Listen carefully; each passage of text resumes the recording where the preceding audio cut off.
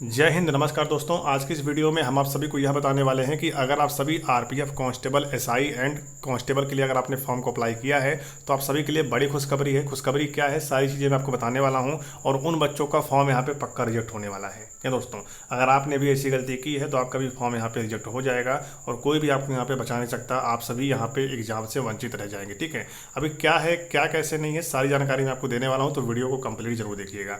RPF SI and constable की यहाँ पे 4600 प्लस वैकेंसी यहाँ पे निकल के आई हुई है। ठीक है, अगर आपने इसके लिए फॉर्म को अप्लाई किया है तो एक बात याद रखना कि इस भर्ती में यहाँ पे सिलेक्शन प्रोसेस जो होने वाला है, पहले आपका एग्जाम होगा। ठीक है, लेकिन एग्जाम में बैठने को हर किसी को मौका नहीं मिलेगा। अगर आपने फॉर्म भर दिया है तो अगर फॉर्म भरते समय अगर आपने कोई भी गलती की है तो आपका फॉर्म यहाँ पे डायरेक्ट रिजेक्ट कर दिया जाएगा। फॉर्म भरते समय यहाँ पे 500 रुपये फीस लग रहा था, जो कि आपके एग्जाम के बाद 400 रुपये यहाँ पे रिफंड हो जाएगा और 100 रुपये ही यहाँ पे फीस देखा जाए तो माना जाएगा। ठीक है, नेक्स्ट हम बात कर लेते हैं इस वीडियो में कि अगर आपने गलती की है। देखिए, फॉर्म भरते समय यहाँ पे क्या मांगा गया है कि ये आपका जो आरपीएफ की भर्ती है ना, ये आरपीएफ भर्ती आप सभी का सेंट्रल जॉब है। ठीक है, क्योंकि रेलवे जो है सेंट्रल जॉब में आती है। अगर ये एक सेंट्रल जॉब है तो आपका जो यहाँ पे अगर आपने ईडब्ल्यूएस बनवा के फॉर्म को अप्लाई किया है तो आपका ईडब्ल्यूएस भी यहाँ पे सेंट्रल का ही होना चाहिए। अगर आप यहाँ पे एससी एसटी है तो आपका जो कास्ट सर्टिफिकेट है वो भी यहाँ पे सेंट्रल का ही होना चाहिए।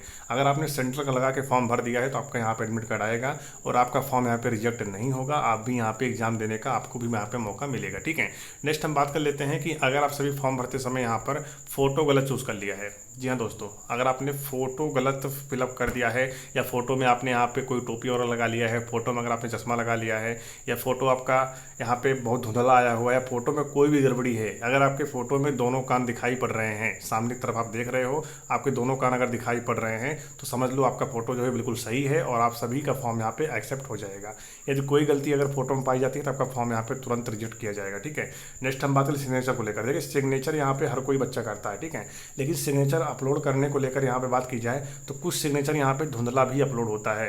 तो आप फॉर्म भरते समय, फॉर्म भरने के बाद आपको जो प्रिंट मिला होगा उस प्रिंट को आप सभी उठा कर देख लीजिए। अगर उसमें कोई भी गलती है तो आपका फॉर्म यहाँ पे रिजेक्ट हो जाएगा सीधा। ठीक है, अगर पर्सनल डिटेल में कोई गलती कर दी है या फिर आपने 10th 12th की डिटेल भरने में अगर आपने कोई गलती कर दी है तो आपका फॉर्म यहाँ पे रिजेक्ट नहीं होगा। आप सभी का एडमिट कार्ड आएगा, आपको भी यहाँ पे पेपर देने का मौका मिलेगा। ठीक है, एग्जाम सिलेबस की बात कर लें तो बहुत ही ईजी है, ध्यान दीजिएगा। आप सभी का 50 क्वेश्चन तो यहाँ पे जीके जीएस के आने वाले हैं और जीके जीएस ध्यान दीजिएगा, जीके जीएस पास करना आप सबके लिए काफ़ी ज़्यादा मुश्किल भी होता है कि मैं जीके जीएस कहाँ से तैयारी करूँ, रेलवे की। ठीक है, तो आरपीएफ में आप सभी का 50 क्वेश्चन जीके जीएस का आता है और वही अगर बात करें तो 35 क्वेश्चन आप सभी का यहाँ पे रीजनिंग का आता है और 35 क्वेश्चन आप सभी का यहाँ पे मैथ से पूछा जाता है। ठीक है, टोटल अगर बात की जाए तो 120 क्वेश्चन पूछे जाते हैं आप सभी से और जो कि यहाँ पे बात की जाए तो 120 नंबर के रहते हैं और 90 मिनट के अंदर आपको यहाँ पे ये पेपर हल करना होता है। अब यहाँ पे बड़ा मुद्दा क्या उठता है कि जीके जीएस की तैयारी मैं कहाँ से करूँ, क्योंकि जीके जीएस हर किसी के बस की बात नहीं होती। यहाँ पे मैथ रीजनिंग तो लबा बच्चे कर ही जाते हैं, लेकिन जीके जीएस जो कर जाता है वो यहाँ पे सिलेक्शन लेकर जाता है। तो आरपीएफ कांस्टेबल एसआई के लिए यहाँ पे चक्षु पब्लिकेशन का जीके जीएस का बिल्कुल महत्वपूर्ण क्वेश्चन निकल के आ चुका है, जो कि यह बुक आप सबको मिलने वाला चक्षु पब्लिकेशन का है। इसमें आप सभी को 6900 प्लस बहुविकल्पीय प्रश्न देखने को मिल जाएगा और रेलवे सामान्य अध्ययन की ये पुस्तक है। आप सभी का बहुत ही प्रॉब्लम होता है कि जीके जीएस में कहाँ से कवर करूँ, तो आप सभी चक्षु पब्लिकेशन की बुक्स यहाँ पे कवर कर सकते हैं। यहाँ पर आपको चैप्टर वाइज सॉल्व पेपर भी आपको मिलने वाला है। ऐसा नहीं है कि अगर आप सभी आरपीएफ की तैयारी कर रहे हैं तभी आपके लिए बेस्ट बुक है, ऐसा नहीं है। आप सभी NTPC, railway group D, RPF SI, constable या फिर टेक्नीशियन की तैयारी कर रहे हैं, रेलवे की संबंधित आप सभी किसी भी एग्जाम तैयारी कर रहे हैं तो ये बुक आप सबके लिए काफ़ी ज़्यादा बेस्ट रहने वाली है। इसमें आप सभी का संपूर्ण रेलवे सामान्य अध्ययन के बारे में सारी चीज़ें यहाँ पे विस्तार से topic wise, syllabus wise cover किया गया है। आप इस बुक से अपनी तैयारी को और आसानी से कर सकते हैं और इनकी मार्केट में काफ़ी सारी बुकें आती हैं। आरपीएफ कांस्टेबल एसआई की स्टडी गाइड आ रही है। साथ में यहाँ पे आपको बता दें कि आपका रीजनिंग का यहाँ पे अलग से बुक आता है, मैथ का चैप्टर वाइज बुक यहाँ पे अलग से है और रेलवे सामान्य अध्ययन की यहाँ पे चैप्टर वाइज बुक अलग से है। तो आप रीजनिंग, मैथ या सामान्य अध्ययन या फिर आप सभी यहाँ पे बात की जाए तो किसी की भी रेलवे से किसी भी की भी अगर आप तैयारी कर रहे हैं तो लिंक डिस्क्रिप्शन बॉक्स में दिया गया है बुक का, जाकर आप सभी परचेस करिए और अपनी तैयारी और मजबूत बनाइए। तो जीके जीएस को लेकर आपका जो भी टेंशन था अभी यहाँ पे समाप्त हो गया होगा।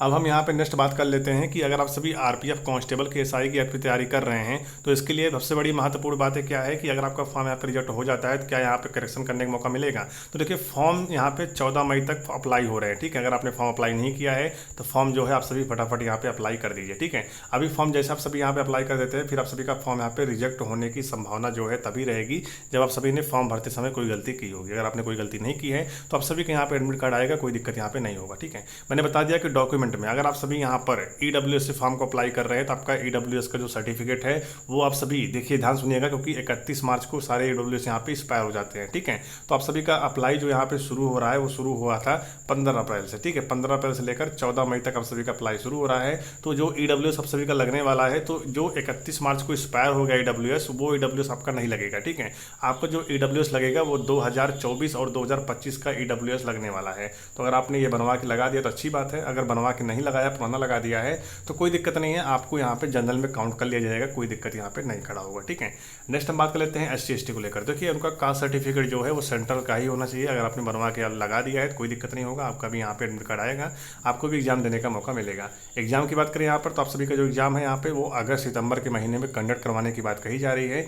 तो अगर आप भी यहाँ पे पूरे तरीके से तैयार नहीं हैं, एग्जाम की तैयारी नहीं कर रहे हैं, तो मैंने बता दिया बेस्ट बुक के बारे में, जाकर आप सभी परचेस करिए, अपनी तैयारी और मजबूत बनाइए। बाकी जो भी हमसे मदद हो सकेगी मैं आप सबकी यहाँ पे कंटिन्यू मदद करता रहूँगा। ठीक है, तो आप सभी अपने तैयारी पर फोकस करिए, मैथ के जितने भी टॉपिक हैं कवर कर लीजिए, रीजनिंग के टॉपिक कवर कर लीजिए, और GK GS की मैंने बेस्ट बुक बता दी, उससे आप सभी GK GS यहाँ पे तैयार कर लीजिए। ठीक है, बाकी जो भी जानकारी होगा मैं आपको आगे आने वाले समय में प्रोवाइड करता रहूँगा। एग्जाम डेट मैंने बता दिया कि अगस्त सितंबर के महीने में आप सभी का एग्जाम यहाँ पे कंडक्ट करवाया जा सकता है। तो चलिए फिर मिलते हैं किसी नई भर्ती और नई जानकारी के साथ। आप सभी चैनल को सब्सक्राइब जरूर कर लीजिएगा, ताकि आपको इस चैनल के माध्यम से सारी जानकारी समय समय पर मिलती रहे।